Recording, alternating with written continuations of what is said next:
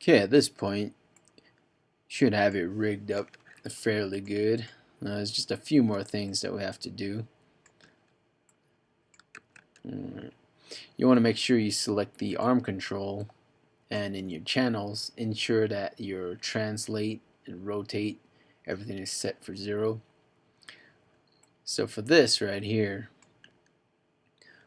we're going to keep the move or translate Z and translate Y active, but certain things, you see, the crane doesn't move like this, unless it's like a cartoon or something like that. But if it's working like a real machine, it's not going to swivel its joints like that. So we're going to, in order to, what is it called? In order to limit any kind of error, especially if you're playing around with a handle like this, what you can do is you can lock certain attributes in the channels panel.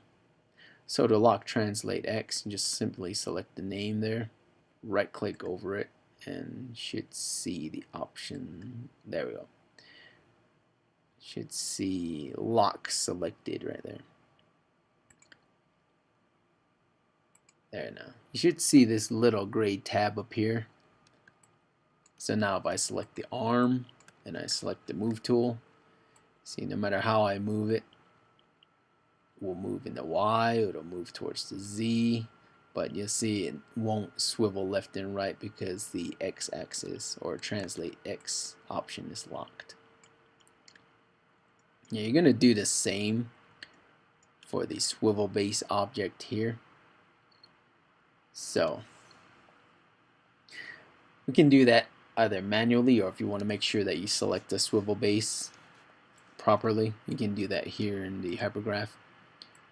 So remember, the swivel base is this object right here that is connected to all these pieces.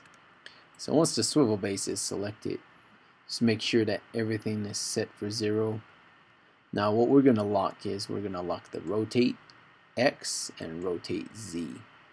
We're leaving the rotate Y, so when the base moves left and right, it'll move the way a crane should.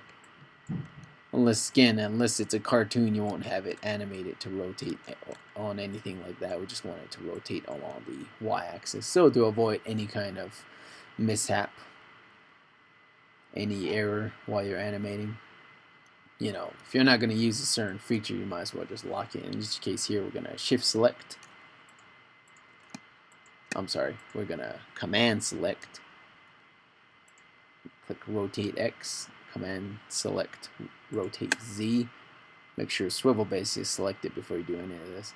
After you do that, you simply again right click over the title and go down to lock selected.